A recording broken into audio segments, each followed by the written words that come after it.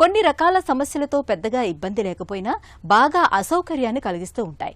Hernia అలాంటి సమస్యే. వాడుకలో దీన్నే పేగుజారడంగా పిలుస్తారు. దగ్గినప్పుడు, తుమ్మినప్పుడు చర్మం కింద నుంచి ఉబ్బులాగా బయటకు కనిపిస్తూ చిరాకు పుట్టించే హెర్నియాకు ఆధునిక వైద్యంలో ఇవాళ చక్కటి చికిత్స అందుబాటులో ఉంది. అయితే మనలో చాలా మంది హెర్నియాను పెద్దగా పట్టించుకోరు. అలాగే తోసేసుకుంటూ తిరుగుతూ ఉంటారు.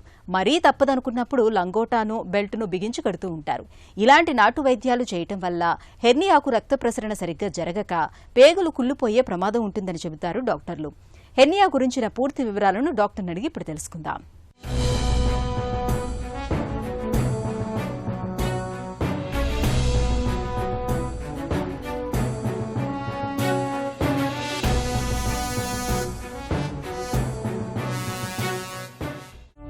హెర్నియా అంటే ఏంటి? ఎందుకు వస్తుంది? హెర్నియా అంటే మన బాడీలో స్కిన్, మజిల్స్ ఇవన్నీ మన బాడీలో ఉంటుంది, బాడీ అబ్డామినల్ వాల్లో ఉంటుంది. ఈ మజిల్లో ఎప్పుడైతే మనకి ఏమైనా హోల్ ఏర్పడి లోపల నుంచి మనకు పేగులే కానీ ఫ్యాటే కానీ లోపల నుంచి బయటికి రావడం దాన్ని హెర్నియా అని అంటాం. హెర్నియాలు ఎన్ని రకాలుగా వస్తుంటాయి? దీన్ని హెర్నియాను మనము 2 రకాలుగా విభజించండి. ఒకటి కంజెనెట్ హెర్నియా అని, ఇంకొకటి అక్వైర్డ్ హెర్నియా. కంజెనెటల్ అంటే మనము తల్లి గర్భంలో నుంచి మనకు ఆ హెర్నియా అనేది ఉంటుంది. అబ్డామినల్ స్ట్రెయినింగ్ వల్లనే కానీ దేనివల్ల కానీ మనము ప్రీవియస్ ఆపరేషన్ చేసుకోవడం వల్లనే కానీ వచ్చిన దాన్ని అక్వైర్డ్ హెర్నియాస్ అని అంటాము. కంజెనెటల్ హెర్నియాలు ఏమవుతుందంటే మనకు చిన్నగా ఉన్నప్పుడు టెస్టిస్, అమ్మ గర్భంలో అంటే తల్లి గర్భంలో ఉన్నప్పుడే టెస్టిస్ కానీ అండ్ కిడ్నీ 2 ఫ్లాంకుల రీజియన్లో ఉంటాయి. అది మనకు ఎప్పుడైతే డెవలప్మెంట్ అవుతున్నప్పుడు టెస్టిస్ అనేది కిందికి జారుకుంటూ వచ్చేస్తుంది. ఎప్పుడైతే కొన్నిసార్లు టెస్టిస్ కిందికి జారుకుంటూ వస్తుందో దాంతో సహా ఒక శాఖ ఏర్పడిపోతుంది. మనకు టెస్టిస్ ఫ్లాంక్ నుంచి కిందకు శాఖ లాగా వచ్చేస్తుంది. ఆ శాఖ మోస్ట్ ఆఫ్ ది మెంబర్స్కి అది క్లోజ్ అయిపోతుంది. కానీ కొన్నిసార్లు ఈ కంజెనెటల్ హెర్నియా వాళ్ళకు అది క్లోజ్ కాదు. అది ఎప్పుడైతే క్లోజ్ కాకుండా అలాగే హోల్ లాగా ఏర్పడి మిగిలిపోయి ఉంటుందో దాన్ని మనం కంజెనెటల్ హెర్నియా, దాని లోపల నుంచి మనకు పేగులే అవి బయటకు రావడం ఉంటాయి. ఈ హెర్నియాను మనము ఇంకో రకంగా కూడా విభజించవచ్చు, బేస్డ్ ఆన్ సైట్, ఎక్కడ హెర్నియా ఉంది అనే దాన్ని బట్టి. ఓకే, మనకు బొడ్డు, దాని నాభి, దాని చుట్టుముట్టున్న హెర్నియాను umbilical and peri umbilical hernias అని అంటాము. ఇంకా గ్రాయిన్ అంటే అబ్డమెన్ అండ్ తొడభాగం ఎక్కడైతే స్టార్ట్ అవుతుందో అక్కడ కొన్ని గ్రాయిన్, దాని ఏరియాని గ్రాయిన్ అంటాము. ఆ గ్రాయిన్ హెర్నియా కొన్ని హెర్నియాస్ ఉంటాయి. ఏంటంటే inguinal hernia, femoral hernia and obturator hernia, ఇవన్నీ కూడా ఇలా గ్రాయిన్ హెర్నియాస్ అనేవి ఉంటాయండి. ఇంకా కొన్నిసార్లు పోస్ట్ సర్జరీ, కడుపు మీద ఏవైతే సర్జరీస్ అయి ఉంటాయో ఆ సర్జరీ చేసిన దానివి సూచర్స్ కొన్నిసార్లు వీక్ అయ్యే ఛాన్సెస్ ఉన్నాయి. వీక్ అయ్యి చిన్న హోల్ ఏర్పడి మళ్ళీ దాని లోపల నుంచి ఇంటెస్టైన్స్ బయటకు వచ్చే ఛాన్సెస్ ఉంటాయి. వాటిని మనం ఇన్సిషనల్ హెర్నియాస్ అని అంటాం. హెర్నియాల వల్ల ఎలాంటి సమస్యలు రావచ్చు?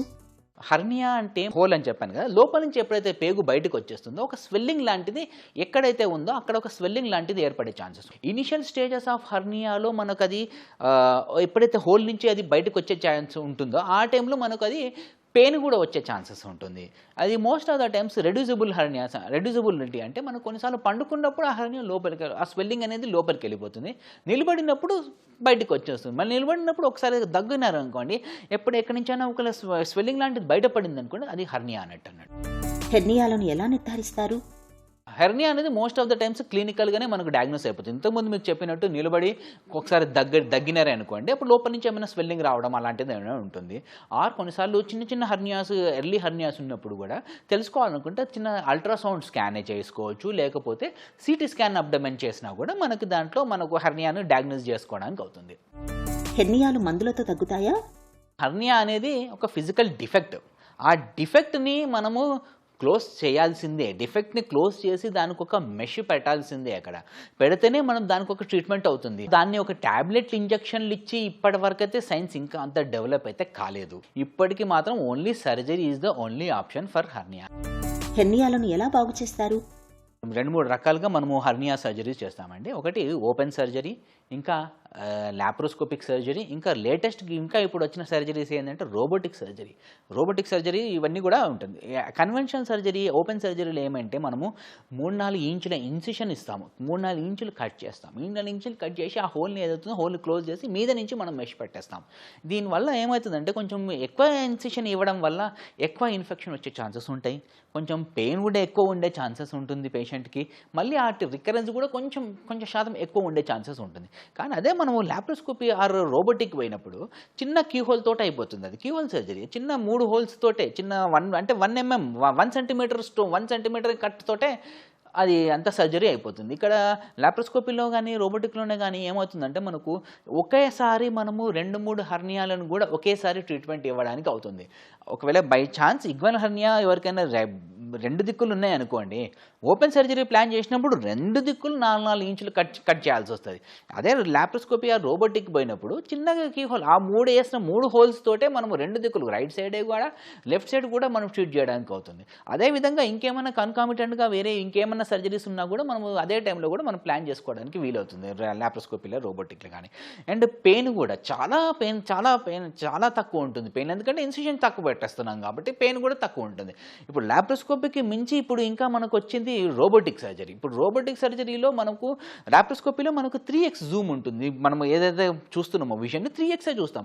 అదే రోబోటిక్లో అయితే మనం 10x చూస్తాం. అంటే చిన్న బ్లీడింగ్ వెజల్, చిన్న బ్లీడ్ అయినా కూడా దాన్ని ఇమ్మీడియట్గా పట్టుకొని దాన్ని ట్రీట్మెంట్ ఇవ్వడానికి అవుతుంది.